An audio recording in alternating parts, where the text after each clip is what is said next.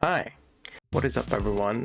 My name is Shiro and I'm here today to give you some tips on how to get unstuck, out of your art rot or anything like that. I'm an artist myself, obviously, otherwise I wouldn't be making this video.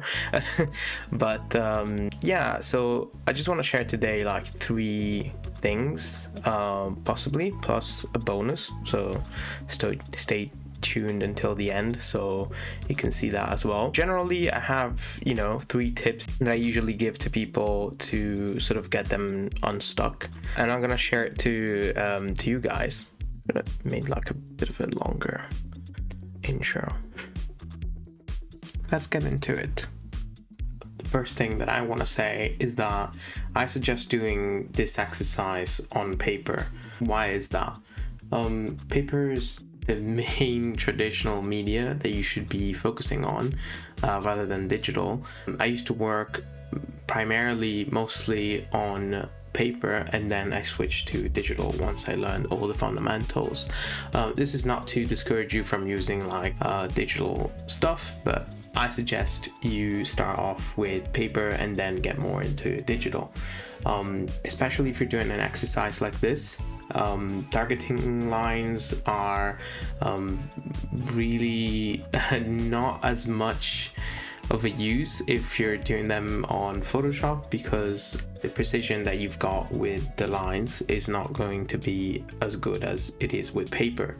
So let's get into the exercise. Either way, I'm showing it on Photoshop because obviously it's much easier to record, but don't let that discourage you. Do try and draw on paper. I swear it's fine. One of the reasons why I don't want to use Photoshop is because of this feature right here, smoothing. You can obviously make it way easier to draw straight lines when you're using smooth, because this is a feature of Photoshop that helps you straighten your lines and not mess up as much, which is great if you're doing line art or anything like that. But as of now, we're trying to practice, so we don't want anything like that. So what we're gonna do is we're gonna take a point A and then we're gonna get a point B. We're gonna see how good we're gonna draw a straight line between these points from reaching point A to point B without sort of stopping over the line. We want to get literally just on top of it, but we need to do this in a whole big fast sweep. So what you want to do is obviously draw this line as fast as possible, and you want to try and not mess it up as much. So I'm gonna show you an example. So I'm doing this with a fast movement on my hand, and it's not a wrist movement, it's a shoulder movement. So what do I mean by that? I'm gonna show you first how to do the line, and then I'm gonna explain.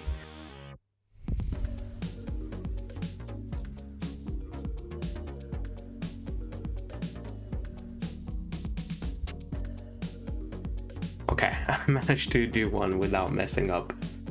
But this is a great exercise to practice your precision, your confidence with lines. And in the meantime, this will really help when you're trying to learn perspective as well, because you'll want your lines to be straight on. And also you learned to discover yourself as an artist. After each line that you do, you're gonna find out a position that's more comfortable for you to draw into.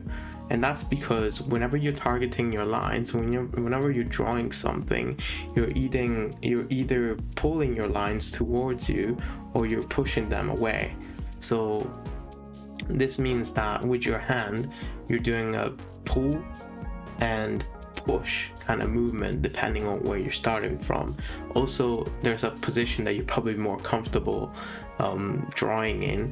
That means that you have to sort of know your hand and how it moves best. For example, sometimes you maybe have to draw a face, but the line has to go this way instead.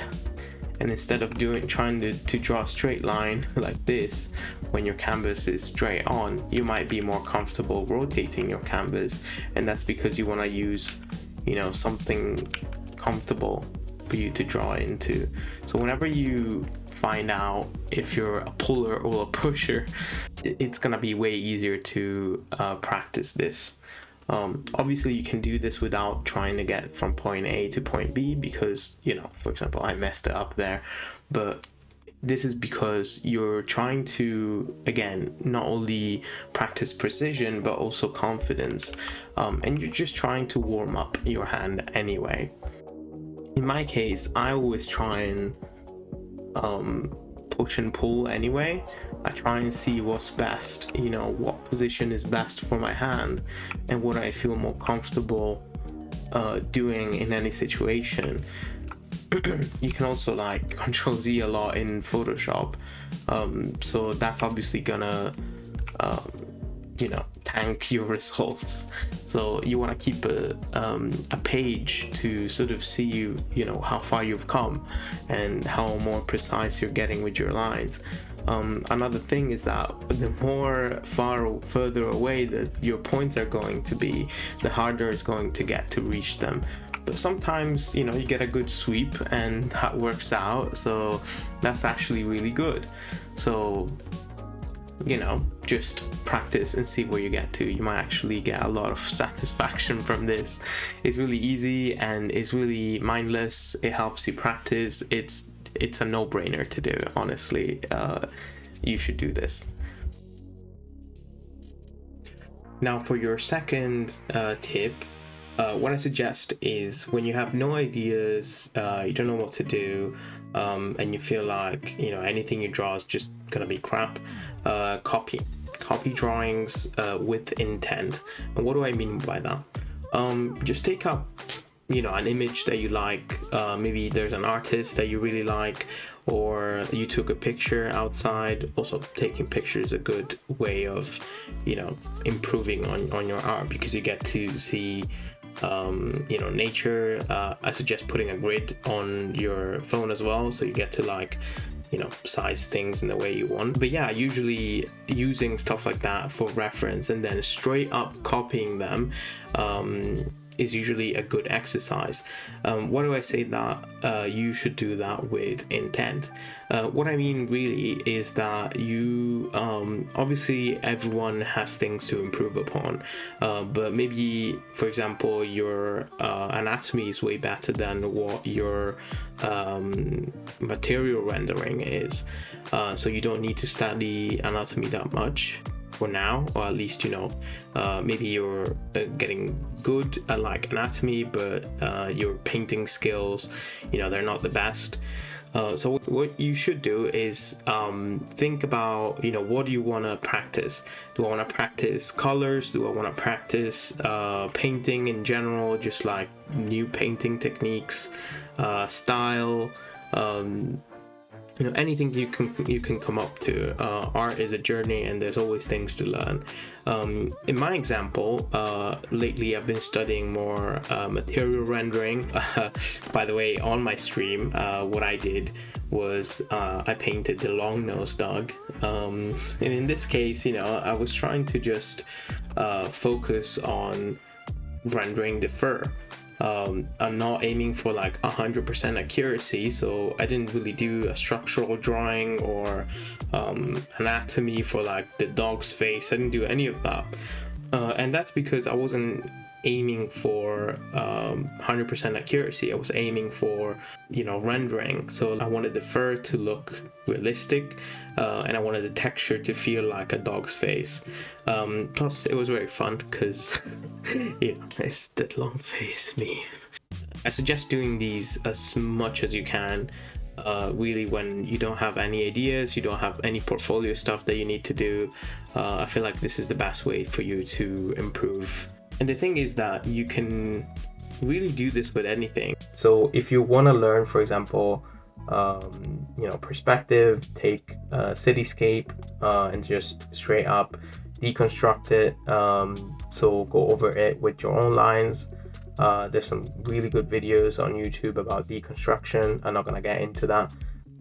Another example of the things I was studying as of late is, this is a drawing that I did, but it's taken from a picture that you know, I just took outside. when I was exploring nature.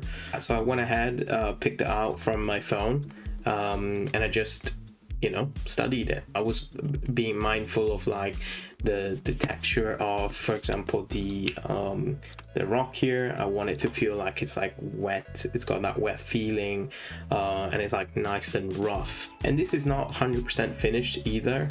You have to understand when to stop as well. I don't think you should go in and like copy 100% everything, because at the end of the day, it is a study, it is for yourself, and you don't need to go all in. It needs to be somewhat close to your reference, and you need to get out of it thinking, wow, I've learned a lot from this, So as long as you feel comfortable with what you've learned, I think that's, you did a good job. And last but not least, this is a big one that I feel like everyone suggests, but is having a sketchbook. I think that really helps.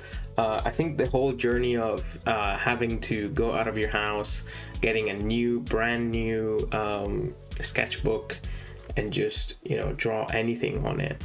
I feel like a lot of people love the fantasy of like opening just a brand new sketchbook and then just putting your ideas on it, making it look good. But I feel like what people seems to miss out a lot on is the fact that it doesn't need to be perfect. All of your drawings are mostly gonna be bad. You gotta think about it like this. You haven't drawn everything that exists. There's a lot of things that you've seen but not necessarily drawn. When you draw something, you're studying the form, you're studying the texture, you're studying all of these elements that compose the picture of what you see. But realistically, you're not gonna know all of that in just a few years of studying. It takes a whole life to learn about how everything looks like, and how to render it as a painting or as a drawing, anything. And that's because we've not observed it. We maybe looked at it, but observing, as Sherlock Holmes would say, is much different. Now, I'm no Sherlock Holmes, but all I'm trying to say is give yourself time to observe. But anyway, all that tangents to say that have your own sketchbook, but don't worry about you don't have to show this to anyone. This can just be your own journey into just learning things. There's no need to post anything like that. You can always just do your own sketches. I sort of did that. I was like doing some decorations and shit like that, but it's not good.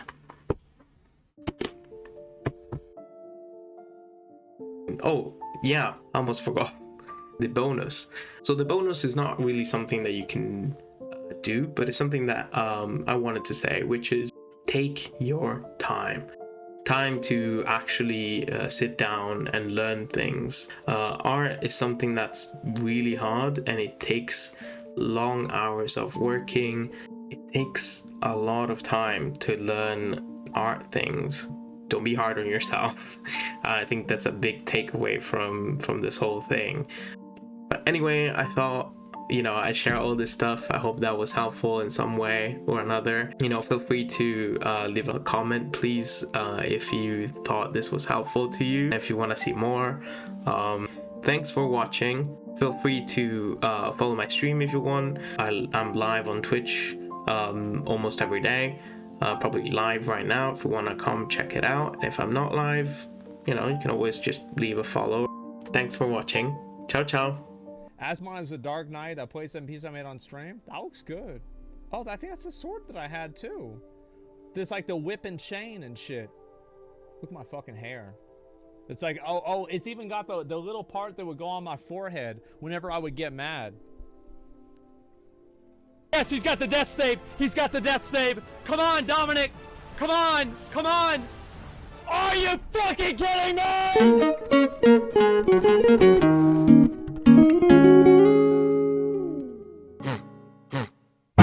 Just waking up and in the morning, gotta thank God. I don't know, but today seems kinda odd. No barking from the dog, no smoke.